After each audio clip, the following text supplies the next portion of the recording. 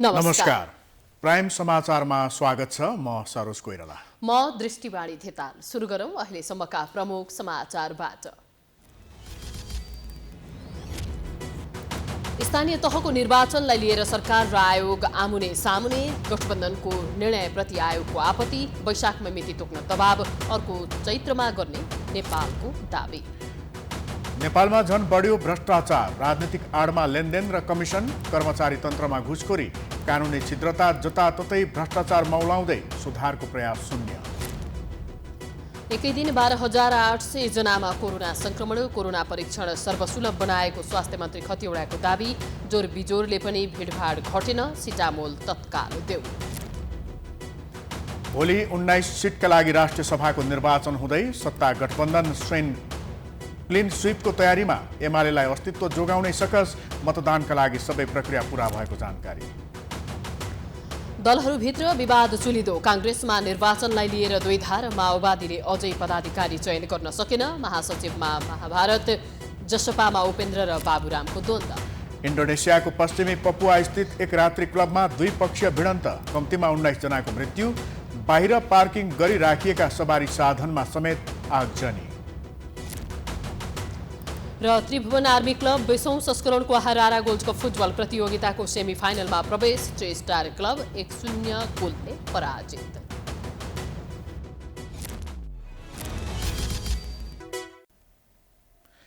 अब समाचार विस्तारमा।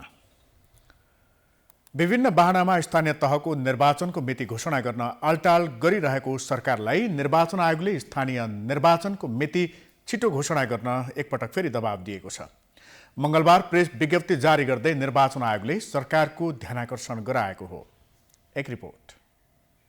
संविधान र ऐन बाजिएको भन्दै ऐन संशोधन गरी निर्वाचन पर सार्ने दाउमा रहेका सत्तासीन दलहरूलाई निर्वाचन आयोगको विज्ञप्तिले थप दबाब दिने निश्चित छ। आयोगले गत पुस 30 गते 16 राजनैतिक दलसँगको परामर्शमा जेठ 5 अघि स्थानीय तहले नयाँ नेतृत्व पाइसक्नुपर्ने सुझाव दिएको थियो। त्यस्तै कार्तिक 8 र पुस 9 गते प्रधानमन्त्री शेरबहादुर देउवालाई भेटेर वैशाख 14 गते निर्वाचनको मिति घोषणा गर्न सुझाव दिएको समेत विज्ञप्तिमा उल्लेख गरेको छ। दलहरू निर्वाचन सार्ने दाउमा रहेको अवस्थामा निर्वाचन आयोगले पहिलो चरणमा वैशाख 31मा भएको निर्वाचनलाई आधार मानी जेठ 5मा स्थानीय पदाधिकारीको पदावधि सकिने जनाएको छ। मंगलबार विज्ञप्ति निकाल्नुको कारणबारे निर्वाचन आयोगको धारणा यस्तो छ। निर्वाचनको तिथि तोक्न ढिलो भइसकेको छ। आगामी 5 गते ज्येष्ठ 5 गते स्थानीय तहका पदाधिकारीहरूको पद रिक्त हुन्छ, कार्यकाल समाप्त हुन्छ। त्योभन्दा अगाडि नयाँ पदाधिकारीहरू निर्वाचित भइसक्नुपर्ने कानुनी र संवैधानिक व्यवस्थालाई मध्यनजर गरेर आज पुनः सरकारलाई आयोगले विज्ञप्ति मार्फत आग्रह गरेको हो। पुस 30 गते राजनैतिक दलसँग परामर्श गरेपछि आयोगले प्रधानमन्त्रीसँग समय मागेको थियो, तर अहिलेसम्म समय भने पाएको छैन। 1-2 दिनभित्रै सरकारसँग आयोगको कुरा हुने सङ्केत पाएको प्रवक्ता पौडेलले जानकारी दिए। 30 गतेको बैठक हो, त्यसपछि अब 1-2 दिन हाम्रो तर्फबाट पहल भएन होला। त्यसले गर्दा अब 1-2 दिनमा भेटघाट हुने सम्भावना चाहिँ छ आयोग र सरकारको तर्फबाट त्यस्तो इन्डिकेसन आएको छ आयोगलाई। निर्वाचन आयोगले निर्वाचनको तयारीका लागि 120 दिनको समयावधि आवश्यक पर्ने जनाएको छ। नेकपा एकीकृत समाजवादीका अध्यक्ष माधव कुमार नेपालले स्थानीय तहको निर्वाचन अर्को वर्षको चैत्र महिनासम्म गर्न सकिने संवैधानिक र कानुनी सुविधा सत्ता गठबन्धनलाई रहेको दावी गरेका छन्। रामेछाप जिल्लाका विभिन्न पार्टीका युवालाई नेकपा यसमा प्रवेश गराउने कार्यक्रममा अध्यक्ष नेपालले 2079 चैत्रसम्म स्थानीय तहको चुनाव गराउन सकिने भए पनि आउने मङ्सिरभित्र तिनै तहको चुनाव गराउने छलफल गठबन्धनमा भइरहेको बताएका हुन्। उनले 5 दल मिलेरै असोज, कार्तिक र मङ्सिर महिनामा केन्द्र, प्रदेश र स्थानीय तहको चुनाव गर्ने बताएका छन्।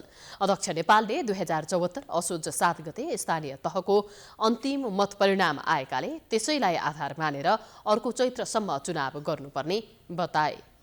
लेखेको छ गाउँसभा र नगरसभाको चुनाव सम्पन्न भएको 6 महिनाभित्र,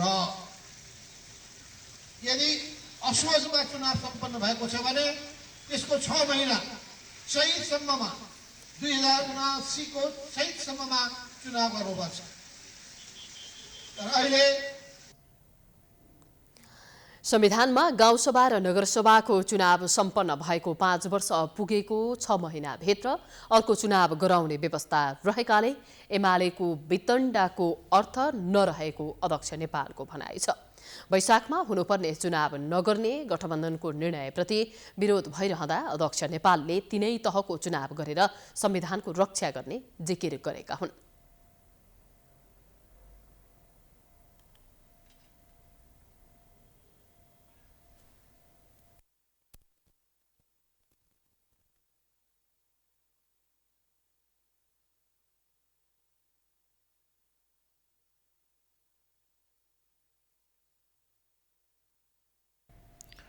यो वर्ष नेपाल झन बढी भ्रष्टाचार हुने मुलुकमा दर्ज भएको छ।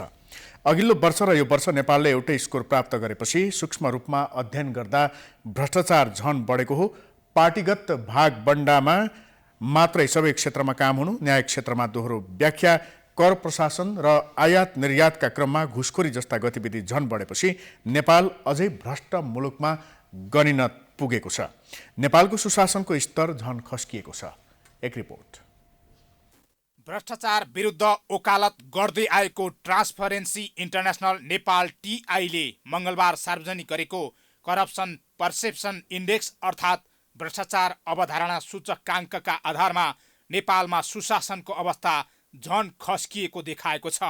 टीआईले सार्वजनिक गरेको इन्डेक्सका आधारमा नेपालले गत वर्ष झैं औसतमा 33 अङ्क पाएर 180 देशमध्ये 117औं स्थानमा रहेको छ। आन्तरिक रूपमा अङ्कलाई सूक्ष्म विश्लेषण गर्दा नेपालमा भ्रष्टाचार जन्य गतिविधि झन बढ्दै गएको छ। नेपालले 100मा 33.1 अङ्क पाएको छ। गत वर्ष 33.3 अङ्क रहेको थियो। स्कोर घट्दा भ्रष्टाचार बढेको देखाउँछ। एभरेज कुरा गर्दाखेरि चाहिँ पोहोर साल पनि 33, अहिले पनि 33 नै हो। तर भित्री अलिकति एनालाइसिस गरेर हेर्ने हो भने सबैले पहिलाको 20मा जति दिए हो त्यतिकै 21मा दिएको चाहिँ होइन। नेपालको चाहिँ पहिला 33.2 जस्तो 33.3 जस्तो थियो भने अहिले चाहिँ 33.1 छ जस्तो छ। भ्रष्टाचार बढ्यो। स्कोर घट्यो भनेको मतलब चाहिँ भ्रष्टाचार बढ्यो। इन्डेक्सका आधारमा 50 भन्दा कम स्कोर पाउने मुलुक बढी भ्रष्टाचार हुने मुलुकमा पर्दछ। नेपालमा भ्रष्टाचार बढ्नुमा राजनीतिक भागबण्डामा मात्रै सबै काम हुनु नै प्रमुख कारण रहेको छ। अन्तको के कुरा, भ्रष्टाचार नियन्त्रण गर्ने संस्थामा नै राजनीतिक नियुक्ति हुनुले भ्रष्टाचारको अवस्था झन डरलाग्दो देखाउँछ। कानुनको अस्पष्टताका कारण न्यायिक क्षेत्रमा एउटै विषयको पनि दोहोरो व्याख्या सँगसँगै कर प्रशासन र आयात निर्यातका क्रममा घुसखोरी लगायतले भ्रष्टाचार मौलाउँदो अवस्थामा देखिएको छ। सरकार प्रमुख र कुन पार्टीका नेताले कस्तो स्वार्थ राखेर काम गरे त्यो अनुसार भ्रष्टाचार बढिरहेको ट्रान्सपरेन्सी इन्टरनेसनलको ठम्ब्याइ छ। चुनावमा भोट खरिद गर्ने र जितेपछि रकम उठाउने क्रिप्टोक्रेसी बढ्दो अवस्थामा देखिएकाले नेपालमा भ्रष्टाचार अझै बढ्ने सङ्केत देखिरहेको छ।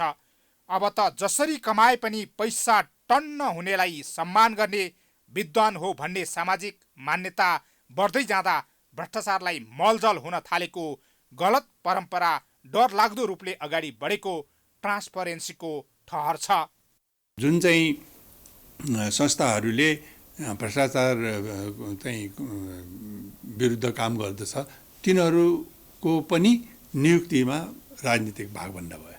सरकार प्रमुखको भ्रष्टाचार विरुद्ध कारवाही गर्छु भन्ने चाहिँ भित्रैदेखि आएन। सरकारको नीति चाहिँ रह्यो शून्य सहनशीलता भन्ने, होइन, तर सरकार प्रमुखहरूको चाहिँ कहिले पनि देखिएन। यो कुन पार्टीको नेताले के भन्यो त्यो अनुसारले कारवाही गर्नुपर्छ, त्यो अनुसारले चाहिँ विभिन्न पदहरूमा मनोनयन गर्दाखेरि त्यसरी गर्नुपर्छ भन्ने कुरा जुन आइरहेको छ, त्यसले गर्दाखेरि त भ्रष्टाचारले पाउने नै भयो। सीपीआईका अनुसार 2021मा 2/3 मुलुकले 50 भन्दा कम स्कोर प्राप्त गरी बढी भ्रष्टाचार हुने मुलुक बनेका छन्।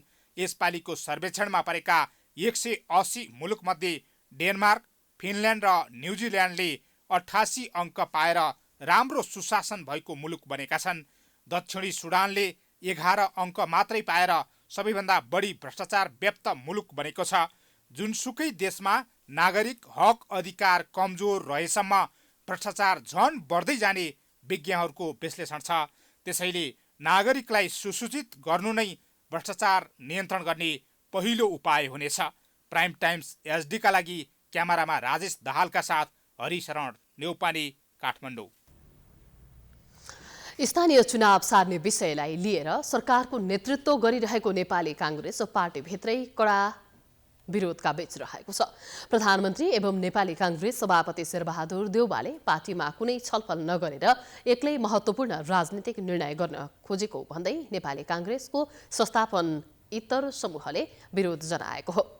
निर्वाचन आयोगले आगामी वैशाखका लागि प्रस्ताव गरेको स्थानीय तहको निर्वाचन सभापति देउवाले एकलौटी ढंगले सार्न खोजेको संस्थापन इतर समूहको आरोप छ।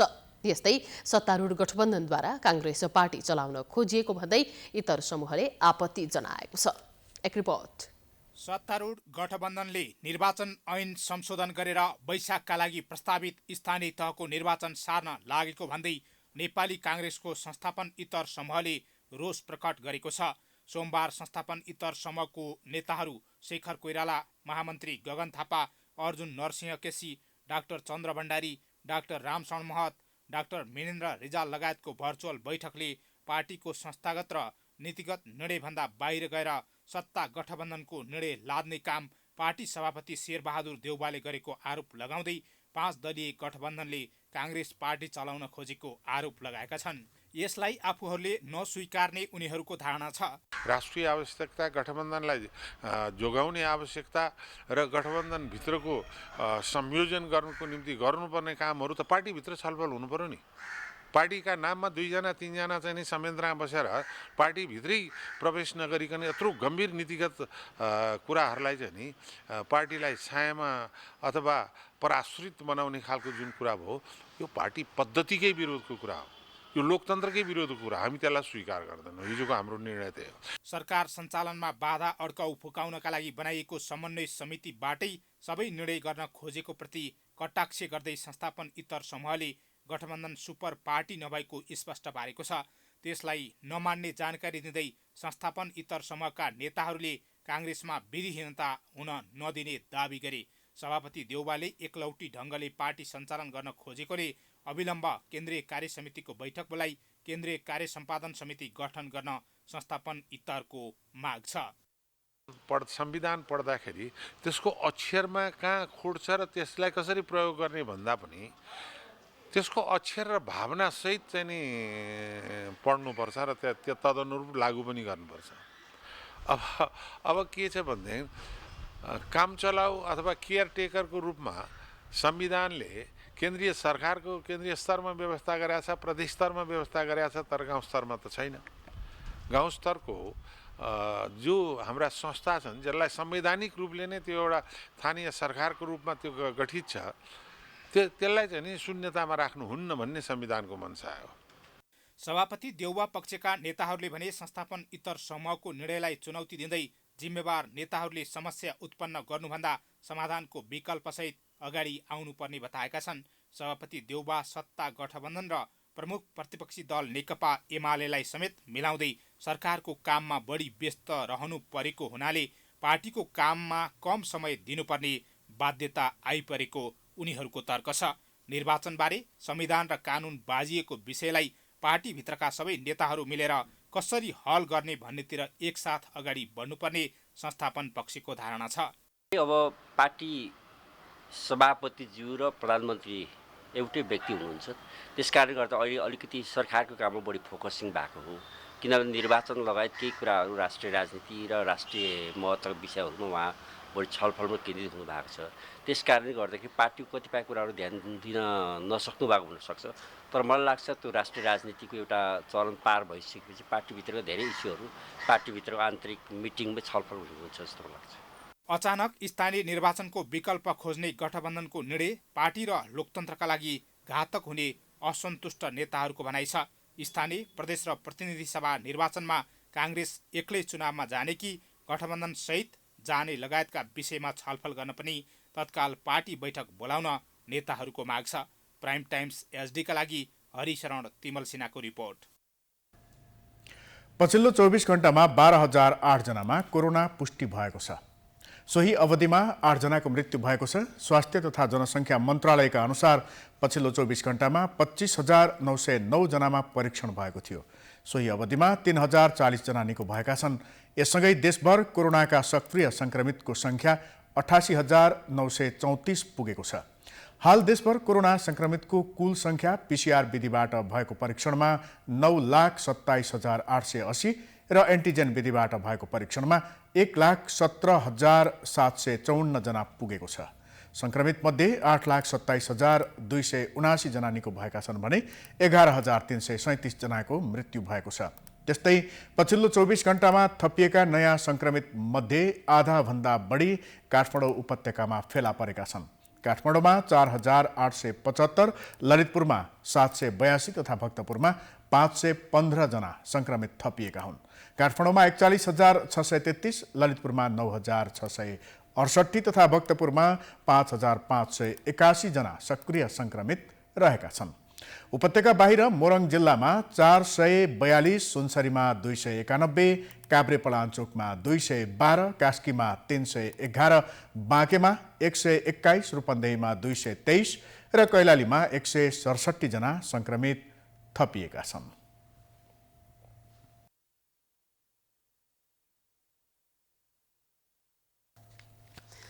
कोरोना भाइरसको संक्रमण पत्ता लगाउन गरिने परीक्षण बापतको शुल्कले नागरिकको ढाड सेक्ने गरेको छ। सरकारले कोरोनासँग मिल्दोजुल्दो लक्षण भएकाका लागि मात्रै निशुल्क परीक्षण गराउने, तर संक्रमितको सम्पर्कमा आएकाहरू भने खोज तलास गर्न त परेको कुरा, परीक्षण गर्न आएकाहरूको समेत निशुल्क परीक्षण नगराउँदा नागरिक रोग लुकाएर बस्न बाध्य भएका छन्। यसले समुदायमा संक्रमणको जोखिम बढेको छ। एक रिपोर्ट। संविधानमा व्यवस्था भए अनुसार सरकारले सरुवा रोग निशुल्क गर्नुपर्ने प्रावधान छ। सर्वोच्च अदालतले समेत पीसीआर परीक्षण निशुल्क गर्न आदेश समेत यस अगाडि नै दिइसकेको छ। तर सरकारले भने पीसीआर परीक्षण गरे बापत नागरिकसँग ढाड सेक्ने गरी शुल्क लिइरहेको छ। अहिले कोरोना महामारीसँग मिल्दाजुल्दा लक्षण सहितका बिरामी घर घर र टोल टोलमा छन्। उनीहरू स्वास्थ्य परीक्षण नगराई बस्न बाध्य छन्। अझै परिवारमा कुनै एउटा सदस्यमा कोरोना संक्रमण पुष्टि भयो भने अन्य सदस्यहरूले कन्ट्र्याक्ट ट्रेसिङ मार्फत परीक्षण नै गर्दैनन्, न सरकारले नै यस्ता व्यक्तिको खोजी गर्ने गरेको छ। नागरिक आफै परीक्षण गराउन गए पनि प्रति व्यक्ति सरकारी ल्याबमा 800 र निजी प्रयोगशालामा 1500 बुझाउनु पर्छ। तर हरेक नागरिकमा यसरी परीक्षण गराउने क्षमता हुँदैनन् र उनीहरू रोग लुकाएर बस्न बाध्य छन्। स्वास्थ्यमा पनि निशुल्क भयो भने धेरै राम्रो हो नि त। अगेन भने अब कतिपय मान्छेहरू उपचार नपाएर मान्छे त्यतिकै चाहिँ घरमै बसेर मर्नु परेको छ। अगेन भने अब अहिले जान भयो भने सिटामल त नपाउने व्यवस्था भइसक्यो। अब अहिले पैसातिर त नपाउने भइसक्यो। जनताको चाहिँ एउटा चाहिँ हेल्थसँग चाहिँ नि उनीहरूको चाहिँ विचार पुगेन, विचार पनि पुराएन उनीहरूले। तर यो चाहिँ सरासर चाहिँ सरकारको हेल्थ चेक हो हैन, लापरवाही हो भनौँ उनीहरूले। त्यस्तो भए झन् राम्रो हुन्थ्यो नि, जोखिमपूर्ण अलिक कम हुन्थ्यो, कन्ट्रोल हुन्थ्यो। अब त्यो छैन। अब बाध्यताले हामी अब एक परिवारमा एकजनामा देखियो भने अब अरूलाई पनि गर्न बाध्यता पर्छ। खर्चालु पनि थियो। आम पब्लिकको लागि त त्यो धेरै भयो नि। त्यो निशुल्क सरकारले त्यो पनि निशुल्क गर्नुपर्ने, त्यो निशुल्क हुँदा चाहिँ ठिक हुन्थ्यो, सबैले गर्न पाउँथ्यो हैन। त्यही हो। पीसीआरको लागि सरकारले निशुल्क दिने सायद सबैले गर्ला कि गरोस् भन्ने हामी पनि चाहन्छौँ। सरकारले हामी निवेदन गर्छौँ हैन, सबैले सानो ठुलो गरिब धनी कसैले पनि गर्न पाओस् हैन। अब पैसा नहुनेले गर्न पाइरहेको छैन, त्यसैले मान्छेहरू मृत्यु भइरहेको छ। सरकारले नागरिकको चर्को आलोचनापछि बल्ल कोरोना परीक्षण बापतको शुल्क समायोजन गरे जस्तो गरेको छ। तर यस अगाडि सरकारी ल्याबमा 1200 र निजी ल्याबमा 2000मा गरिँदै आएको पीसीआर परीक्षण शुल्क सरकारीमा 800 र निजीमा 1500 गरेको छ। अझै कतिपय ल्याबहरूले त सरकारले तोकेको भन्दा बढी नै शुल्कमा परीक्षण गराउँदै आएका छन्। तर सरकारी निकायले यस्तो विषयमा अनुगमन गर्ने र कारबाही गर्ने गरेको छैन। उल्टै निजी प्रयोगशालालाई प्रोत्साहन गरे जस्तो गरी शुल्क तोकेको छ। हुन त सरकारले सरकारी प्रयोगशालाबाट निशुल्क परीक्षण गर्न सकेको छैन। स्वास्थ्य तथा जनसङ्ख्या मन्त्री विरोध खतिवडाको कुरालाई आधार मान्ने हो भने राज्य नागरिकको स्वास्थ्यसँग संवेदनशील देखिएको छैन। त्यो सुन्न प्रिय छ, तर त्यसका बावजुद पनि त चाहिँ त्यसका केही परिधि होलान्, केही त्यसका चाहिँ नर्म्सहरू होलान्, राज्य सञ्चालनको लागि पनि केही त्यसका आवश्यकताहरू होलान्। एउटै क्षेत्रमा सम्पूर्ण पैसा खन्याउँदाखेरि अन्य क्षेत्र प्रभावित हुने कुराहरू पनि होलान्। यसका कैयौँ पक्षहरू छन्। त्यसकारणले त्यसको अनिवार्यता र आवश्यकता अनुसार निःशुल्क गर्ने राज्यले सक्दाखेरि गर्दै जाने एउटा पाटोको कुरो हो। नत्र निःशुल्क गर्न सक्दा यो समाजमा भएका नागरिकसँग गाँसिएका सबै शिक्षा, स्वास्थ्य, खेलकुद, खाना, लाउन, बस्न के हो, यी सबै बस भाडा यातायात हवाई अब जहाँसुकै पुग्दा। स्वास्थ्य परीक्षण शुल्क अत्यन्त महँगो भएकै कारण अहिले घर घरमा संक्रमित छन्। परीक्षणको आधारमा संक्रमित पुष्टि हुनेको संख्या हेर्ने हो भने संक्रमण समुदाय स्तरमा भयावह भएको देखिन्छ। तर परीक्षण गर्ने स्थानमा हेर्ने हो भने अत्यावश्यक पर्नेले मात्रै परीक्षण गराउने गरेका छन्। कोरोना संक्रमण नियन्त्रण गर्न र संक्रमणको जोखिमबाट नागरिकलाई जोगाउने हो भने यति बेला संक्रमण पत्ता लगाउन व्यापक रूपमा परीक्षण गराउन र संक्रमण उच्च भएका स्थानमा कन्ट्र्याक्ट ट्रेसिङको व्यापक आवश्यकता छ। अझै निःशुल्क पीसीआर परीक्षण गराउन सकेको भए शंका लागेका नागरिकले स्वयं परीक्षण गराउन प्रयोगशाला जाने अवस्था हुँदा संक्रमण फैलिन सक्ने सम्भावना निकै कम रहन्थ्यो। तर सरकारले परीक्षण गरेर संक्रमण पत्ता लगाउनेतर्फ ध्यान दिन सकेको छैन। सर्वोच्च अदालतले संघीय सरकार र सातै प्रदेशका सरकारलाई सिटामोल औषधिको अभाव हुन नदिन अल्पकालीन अन्तरिम आदेश दिएको छ। टिकाबहादुर कुँवरले प्रधानमन्त्री तथा मन्त्री परिषद कार्यालय सिंहदरबार सहित 7वटै प्रदेशका मुख्यमन्त्री तथा मन्त्री परिषदको कार्यालयलाई विपक्षी बनाएर सर्वोच्च अदालतमा रिट निवेदन दिएका थिए। बजारमा सिटामोल औषधिको अभाव भएको र संविधानले जनतालाई स्वास्थ्यलाई आधारभूत अधिकारका रूपमा स्वीकार गरेको दाबी सहित उनले सामान्य औषधिको समेत अभाव हुँदा सरकार मुखदर्शक बन्नु संविधानकै उपहास हुने भन्दै निवेदन दिएका थिए। उक्त रिट निवेदनमाथि मंगलबार न्यायाधीश मनोज कुमार शर्माको इजलासमा सुनवाई भएको हो। इजलासले सिटामोलको अभाव हुनुमा कारण देखाउन समेत विपक्षीहरूलाई आदेश दिएको छ। यसका साथै दुवै पक्षलाई अन्तरिम आदेश जारी गर्नुपर्ने या नपर्ने भन्ने बारे छलफलका लागि समेत बोलाएको छ। कोरोना भाइरस संक्रमणको संख्या ह्वात्तै बढेपछि काठमाडौँ उपत्यकाका 3 जिल्ला काठमाडौँ, भक्तपुर र ललितपुरका जिल्ला प्रशासन कार्यालयले उपत्यकामा चल्ने सवारी साधनहरूमा जोरबिजोर प्रणाली लागू गरेको छ। तर सवारी साधनमा जोरबिजोर प्रणाली लागू गर्दा झन भिडभाड बढेको देखिन्छ। एक रिपोर्ट। सरकारले कोरोना भाइरस संक्रमणको जोखिम बढ्दै गएपछि माघ 15 गतेसम्म सिनेमा हल, विद्यालय, जिम हल लगायत भीड़भाड़ हुने स्थान बन्द गरेको छ। यो सँगै काठमाडौँ उपत्यकाका 3 जिल्लाहरूमा जोरबिजोर प्रणाली लागू भएको छ। यो प्रणाली लागू भएसँगै सड़कहरू निकै खाली भएका छन्। पहिले जस्तो सड़क जाम पनि त्यति देखिँदैन, तर सार्वजनिक सवारी भित्र भने निकै जाम बढेको छ। अर्थात् सवारी कम भएसँगै एउटै सार्वजनिक सवारीमा धेरै जनसंख्या निर्भर भएको छ, जसका कारण हिजो आज सार्वजनिक यातायातमा थामिन नसक्नु भिड देखिएको छ। यसमा कोरोनाको थप जोखिम बढ्दै गएको छ। यस्तो परिस्थितिमा सीटभन्दा धेरै यात्रु राखिँदा आम सर्वसाधारणहरू असुरक्षित हिसाबले हिँडडुल गर्न बाध्य भएका छन्। गाडीहरू झन् भिड हुन्छ नि त्यस्तो गऱ्यो भने त मान्छेको अब अफिसहरू लागिरह होला, त्यही भएर अब गाडी कम भएपछि त मान्छे अटोमेटिकली भिड भइहाल्छ नि। हो हजुर भने सही हो। त्यो प्याक भएको कारणले चाहिँ अब जस अब त्यो अब कोरोनाको कारणले चाहिँ अब जस मान्छेलाई अब धेरै इन्फेक्ट हुन सक्ने चाहिँ भइरह हैन। यातायात विज्ञ आशिष गजुरेल कोरोना महामारीको तेस्रो लहरको महामारीले सृजना गरेको यस्तो अवस्थामा सरकारले सार्वजनिक यातायातमा जोरबिजोर प्रणाली लागू गरेर झन भिडभाड भएको दावी गर्छन्। अहिलेको अवस्थामा सार्वजनिक यातायात सेवालाई झनै व्यवस्थित गर्नुपर्ने र झनै यातायातको संख्या बढाउनु पर्ने उनको भनाइ छ। सार्वजनिक यातायातलाई यस्तो बेलामा चाहिँ अझ महत्त्व दिएर सार्वजनिक यातायातलाई चाहिँ यस्तो बेलामा अझ व्यवस्थित गरेर सार्वजनिक यातायातको चाहिँ अझ सङ्ख्या थपेर सार्वजनिक यातायातलाई चाहिँ अझ बढी चाहिँ फ्रिक्वेन्सीमा चाहिँ सञ्चालन गर्नुपर्ने। झन् हामीले चाहिँ आदि चाहिँ कट गरिदिउँ। हाम्रो सार्वजनिक यातायात जति थियो त्यो पनि अब आदि मात्र चल्ने अवस्थामा त के हो त भन्दा झन् भिडामभिड भयो। र मैले पनि यो पिक पिरियडमा हेर्दाखेरि चाहिँ सवारी साधन एकदम भिडभाड भएको पनि देखेँ। उता उपत्यकाका तिनै जिल्लाका जिल्ला प्रशासन कार्यालयले सीट क्षमता भन्दा धेरै यात्रु नबोक्न आग्रह गरे तापनि सवारी साधनहरूले उक्त नियम उल्लङ्घन गरेको पाइन्छ। हिजो आज देश कोरोना महामारीले अस्तव्यस्त बनाइरहँदा सार्वजनिक यातायातहरूमा भने कुनै प्रकारको स्वास्थ्य मापदण्ड पालना भएको पाइँदैन। यद्यपि उनीहरू स्वास्थ्यको मापदण्ड पालना गरेको दावी भने गर्न पछि हट्दैनन्।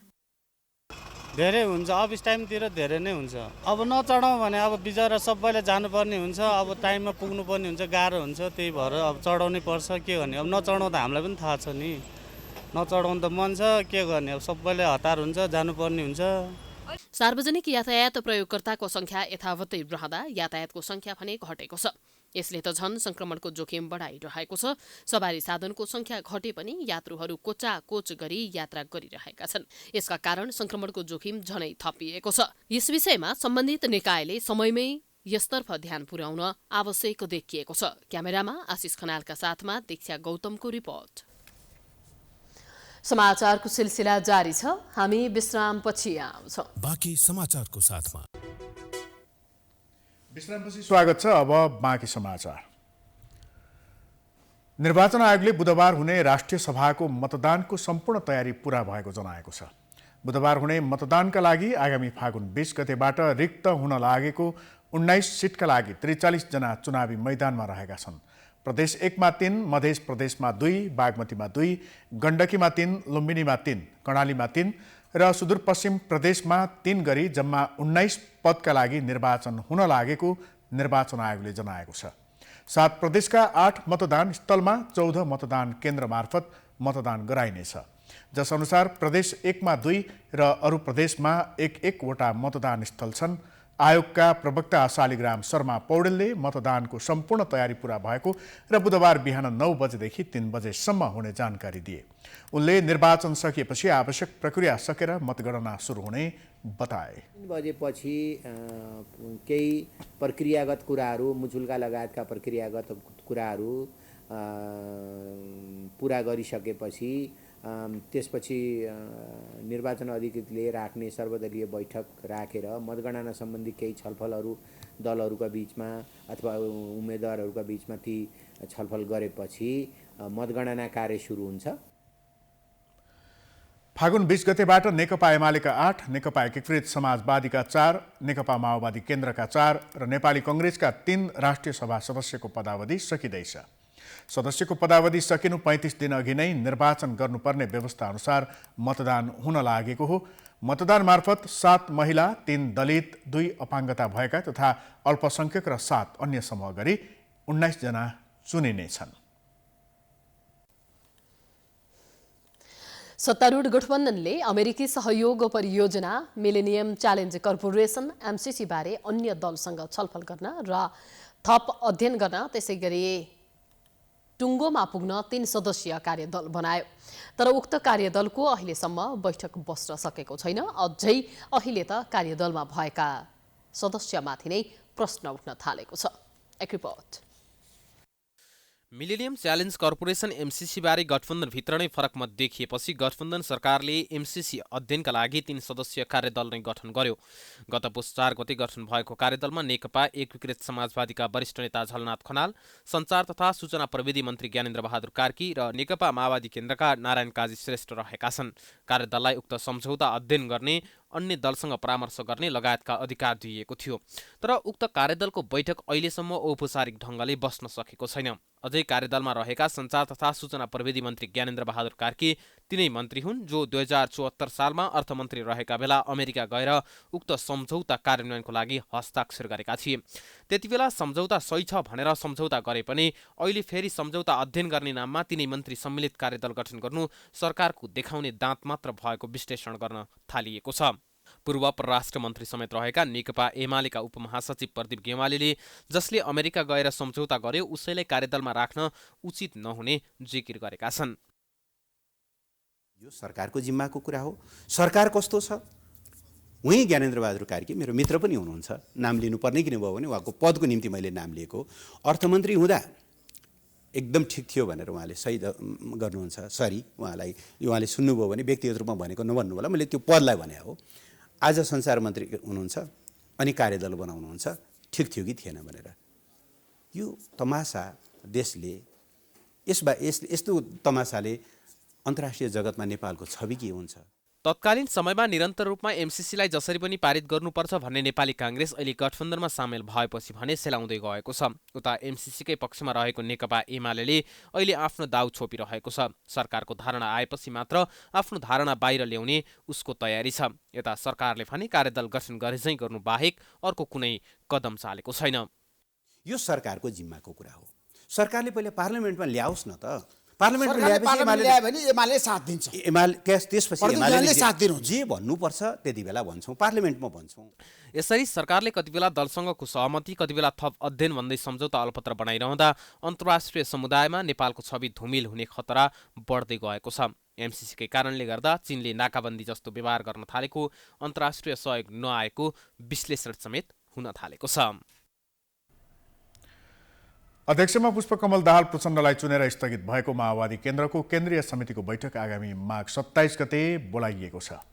माओवादीमा अध्यक्ष, वरिष्ठ उपाध्यक्ष, उपाध्यक्ष, महासचिव, सचिव र कोषाध्यक्ष पदाधिकारी रहने व्यवस्था भए पनि अध्यक्ष बाहेक अरू सबै पद रिक्त छन्।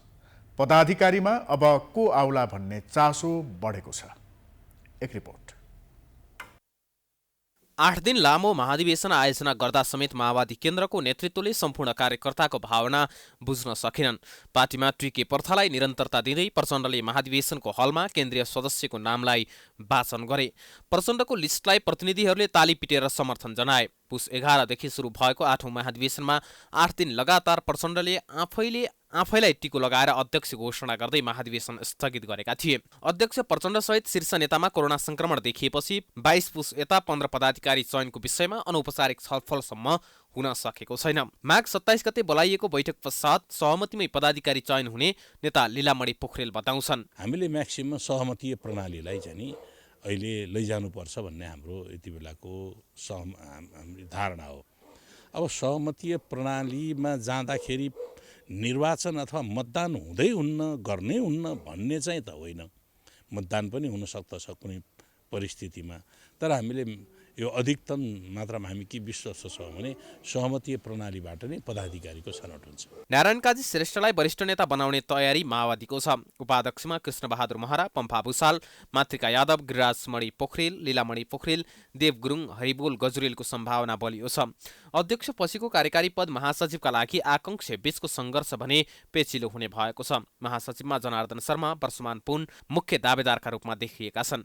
महासचिवमा प्रचण्डले पुन र शर्मा बाहेक शक्तिबहादुर बस्नेत, पम्फा भूषाल र देव गुरुङको विषयमा पनि चर्चा चलाएका थिए। प्रचण्डले गुरुङलाई महासचिव बनाउन सक्ने झिनो सम्भावना छ। कृष्णबहादुर महरा, पम्फा भूषाल, शक्ति बस्नेत र देवेन्द्र पौडेलले पनि महासचिवको चाहना राखेका छन्। यद्यपि महासचिवको आकांक्षी भनेर उपाध्यक्षमा रहने पनि कतिपयको दाउ छ। उपमहासचिव, सचिव र कोषाध्यक्षको चयनमा भने प्रचण्डको टाउको दुखाइको अवस्था गर्नुपर्ने छैन। यी पदहरूमा उनले युवा नेताहरूलाई अघि सार्ने बताइन्छ। अहिलेसम्म पार्टीभित्र चाहिँ यो उच्च नेतृत्वमा सहमतिमै जान्छ।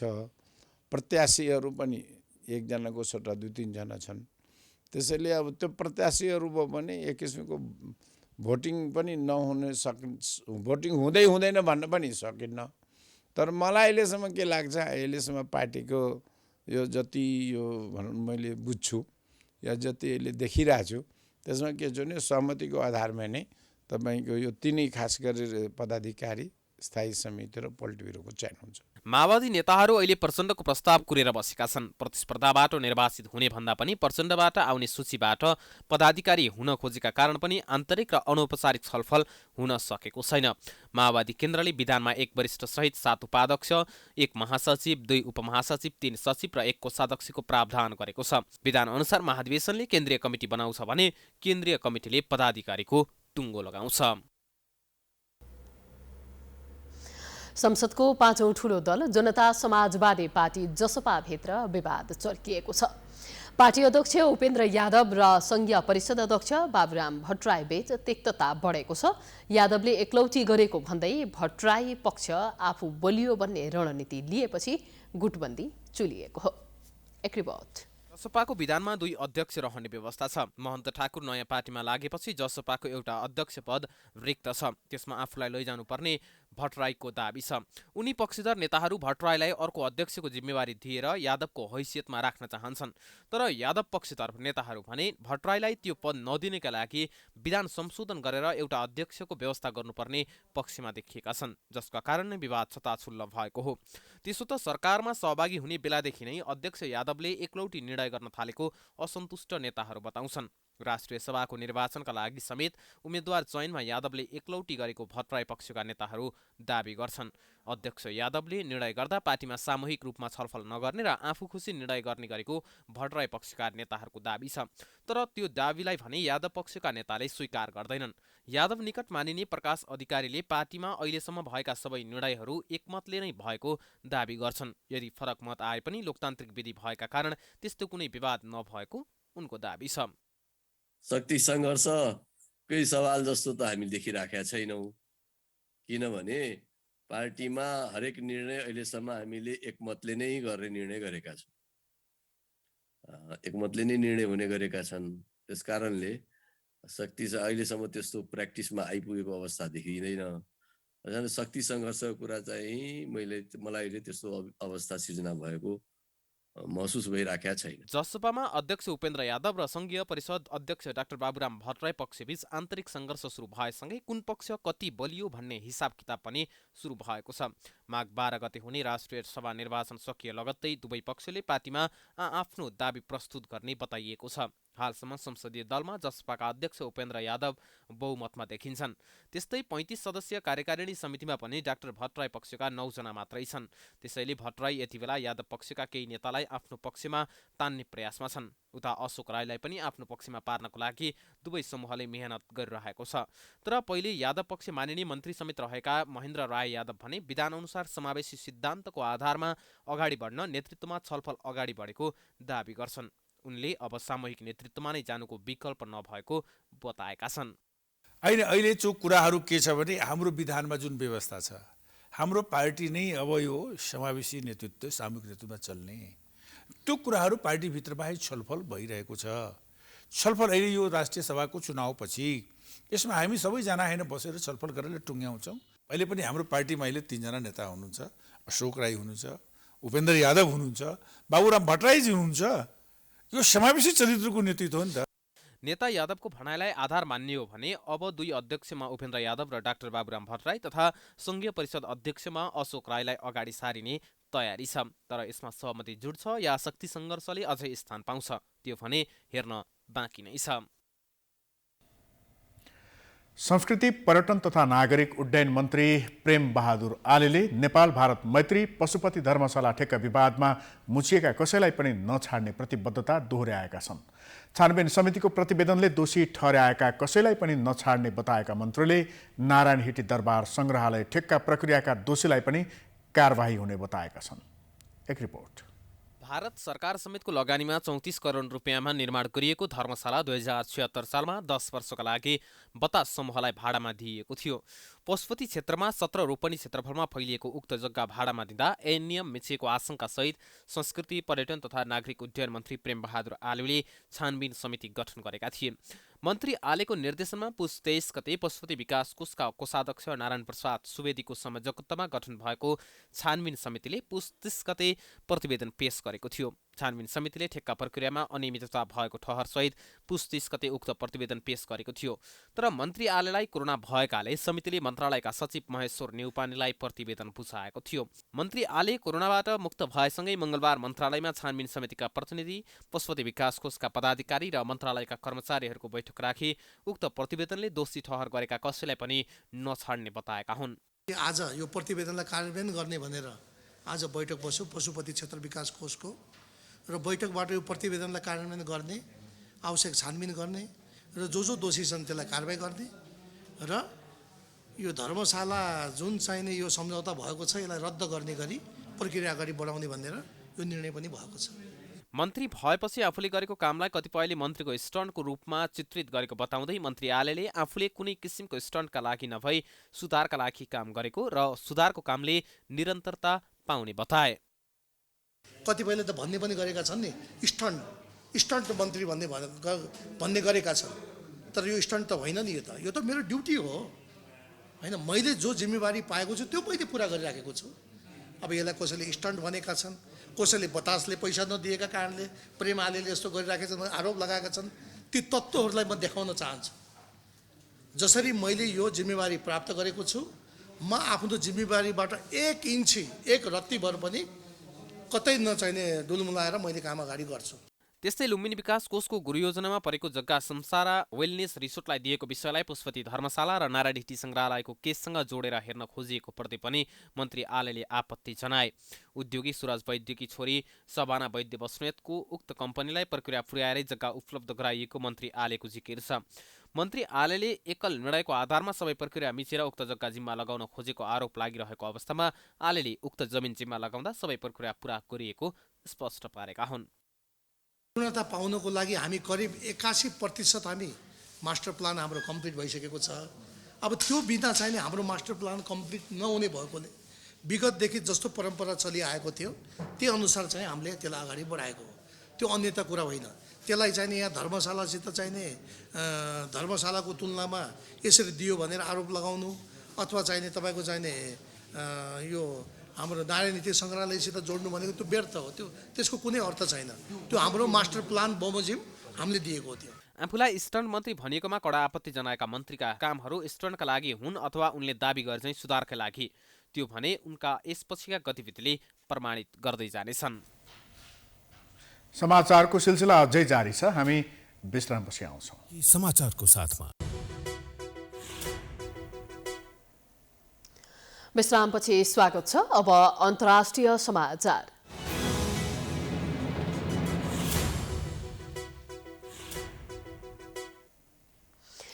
इन्डोनेसियाको पश्चिमी पपुवामा मंगलबार एक रात्रि क्लबमा भएको द्विपक्षीय भिडन्तमा कम्तीमा पनि 19 जनाको ज्यान गएको छ। पश्चिमी पपुवाको सोरोग नगरमा रहेको एक रात्रि क्लबमा जम्मा भएका व्यक्तिहरूबीच झडप भएको थियो। सो झडपमा पनि सुरुमा 1 जनाको ज्यान गएको थियो। त्यसपछि त्यहाँ रहेका अरू पनि भिडन्तमा उत्रिएका थिए। सो झडपपछि उक्त क्लबमा आगजनी गरिएको समेत बताइएको छ। त्यसमा पसेर 19 जनाको ज्यान गएको र अरू कयौं नागरिक घाइते भएको बताइएको छ। सुरुमा 2 जना बीचको सामान्य विवादले पछि उग्र रूप लिएको थियो। उनीहरूको आन्तरिक झगडाका कारण त्यहाँ ठूलो संख्यामा नागरिकको ज्यान गएको छ। सो रात्रि क्लबको बाहिर पार्किङ गरिराखिएका कारहरूमा पनि आगजनी गरिएको छ। मध्यरातिदेखि नै प्रहरीले सो भिडन्त नियन्त्रणमा लिने प्रयास गरे पनि त्यस अगावै धेरै नागरिकको ज्यान गइसकेको थियो।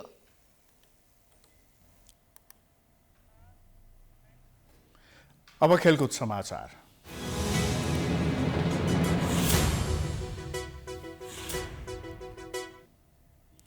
विभागीय टिम त्रिभुवन आर्मी क्लब 20औं संस्करणको आहारारा गोल्ड कप फुटबल प्रतियोगिताको सेमिफाइनलमा प्रवेश गरेको छ। मंगलबार भएको अन्तिम क्वार्टर फाइनलमा 3 स्टार क्लबलाई 1-0 गोल अन्तरले हराउँदै आर्मी अन्तिम 4 मा पुगेको हो।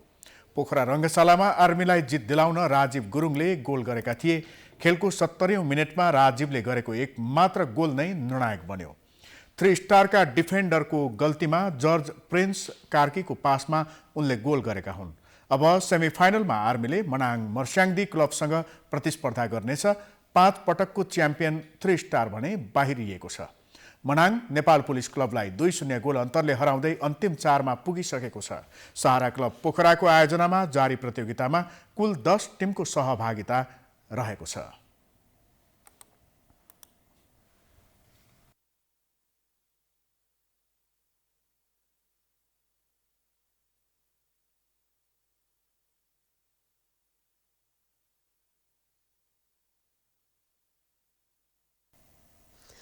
हामी समाचारको अन्त्यमा आइपुगेका छौं। जाँदा जाँदै प्रमुख समाचार पुनः एकपटक।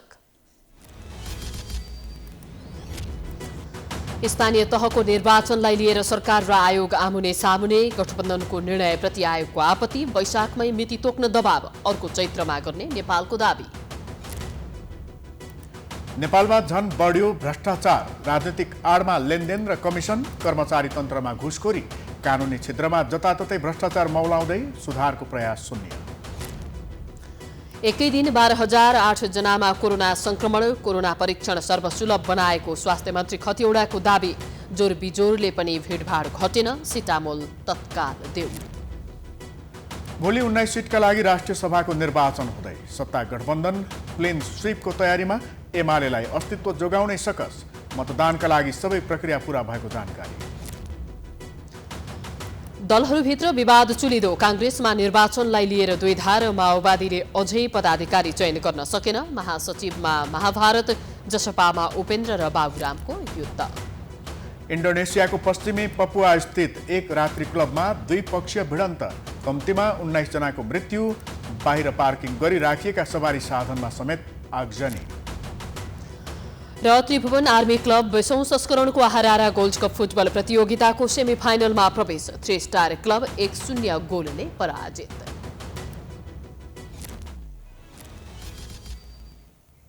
समाचार अहिलेलाई सकियो। यसपछिको प्रस्तुति जनता जान्न चाहन्छन् ऋषि धमलाको साथमा हेर्न सक्नुहुनेछ। हेर्दै गर्नुहोला प्राइम टाइम्स HD। नमस्कार।